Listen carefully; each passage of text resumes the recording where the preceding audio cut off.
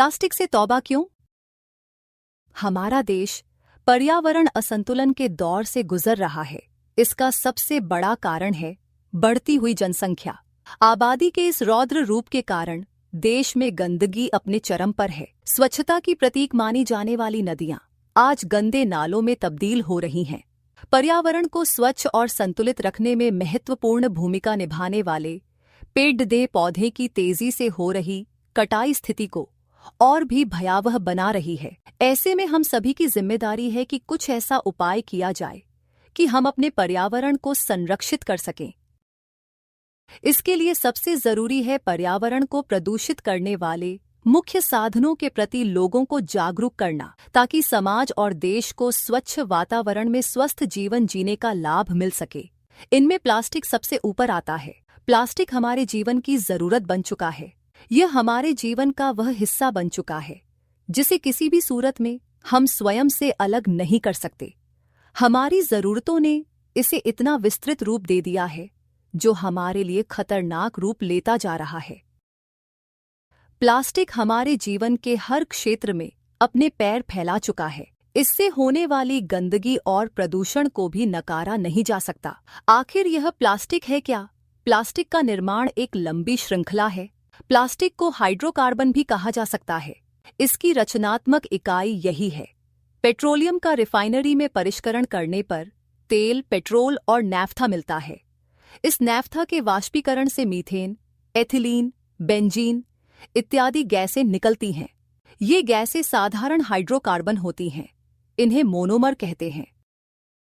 जब ये मोनोमर संगठित होते हैं तो पॉलीमर बनाते हैं। पॉलीमर प्लास्टिक भी हो सकते हैं। पॉलीमर बनने की प्रक्रिया कैसी भी हो सकती है, जिसके आधार पर रबर फाइबर्स और प्लास्टिक को अलग अलग वर्गों में रखा जाता है। प्लास्टिक भी दो तरह के होते हैं। एक तो वे जो गर्म करने पर पिघल जाते हैं मगर ठंडा करने पर पुनः अपनी अवस्था में चले जाते हैं। ये सुघट्य कहलाते हैं। दूसरे वे प्लास्टिक जो गर्म करने पर अपनी अवस्था तो बदल लेते हैं मगर पुनः ठंडा करने पर अपनी अवस्था में नहीं लौटते। उन्हें दृढ़ प्लास्टिक कहते हैं। प्लास्टिक के इन स्वरूपों के आधार पर उनकी उपयोगिता बांटी है। एथिलीन गैस से पॉलीथीन नामक प्लास्टिक का निर्माण किया जाता है। आज इसका निर्माण विश्वव्यापी हो गया है। विद्युत सामग्री के तौर पर इसका प्रयोग निरंतर बढ़ता जा रहा है। टेलीफोन केबल और पैकिंग में इसे प्रयोग किया जाता है। पॉलीएथिलीन की तरह ही पॉलीविनाइल क्लोराइड को तैयार करके उपयोग में लाया जाता है। अंतर होता है तो हाइड्रोजन की जगह क्लोरीन का। क्लोरीन होने के कारण ये कठोर होते हैं। इसका उपयोग जूते, चप्पल इत्यादि के लिए होता है। पॉलीमिथाइल मेथाक्राइलेट से पारदर्शी वस्तुओं का निर्माण किया जाता है। इससे लेंस बनाए जाते हैं। आंखों के कॉन्टैक्ट लेंस भी इसी से बनाए जाते हैं। पॉलीविनाइल एल्कोहल को फेविकोल के रूप में प्रयुक्त किया जाता है। बेंजीन से बनाया जाता है स्टाइरीन। फिर स्टाइरीन से पॉलीस्टाइरीन जो एक हल्का प्लास्टिक है। यह फ्रिज के हिस्से बनाने के काम आता है। डिब्बे और बर्तन बनाने के लिए भी इसका प्रयोग किया जाता है। यह एक खतरनाक प्लास्टिक है। सभी प्लास्टिक खतरनाक नहीं होते। दरअसल प्लास्टिक खुद एक प्रदूषक है। यदि इसका विघटन भी होता है तो यह प्रदूषण ही फैलाता है। सामान्यतया जीवाणु प्लास्टिक का विघटन नहीं कर पाते। अतः यह पशुओं द्वारा खाया जाता है या बड़े बड़े तालाबों और पोखरों, नालों के अंदर जमता जाता है। यह नालों के अंदर रहकर पानी के आवागमन में रुकावट उत्पन्न करता है। निम्न कोटि का प्लास्टिक जहरीला भी होता है जो मानव शरीर में पहुंचने के बाद उसे बीमार कर देता है। यह बाद में भयानक बीमारी का रूप ले सकता है। प्लास्टिक थैलियों के विकल्प के रूप में जूट और कपड़े से बनी थैलियों और कागज की थैलियों को लोकप्रिय बनाया जाना चाहिए।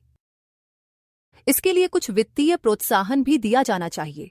यहाँ ध्यान देने की बात यह है कि कागज की थैलियों के निर्माण में पेड़ों की कटाई निहित होती है और उनका उपयोग भी सीमित है। आदर्श रूप से केवल धरती में घुलनशील प्लास्टिक थैलियों का उपयोग ही किया जाना चाहिए। जैविक दृष्टि से घुलनशील प्लास्टिक के विकास के लिए अनुसंधान कार्य जारी है। पर्यावरण के इस शहर को हम जड़ से मिटाने का संकल्प लें। यह तभी संभव है जब सब मिलकर प्रयास करेंगे। यह तभी संभव है जब सब मिलकर प्रयास करेंगे। जीवन से जुड़ी कोई वस्तु देश और समाज से बड़ी नहीं हो सकती। इसलिए अगर सकारात्मक पहल की जाए तो प्लास्टिक से बनने वाली वस्तुओं को हम पूरी तरह अपने से अलग कर सकते हैं। शिक्षा, पर्यावरण संरक्षण हमारा प्रथम कर्तव्य है।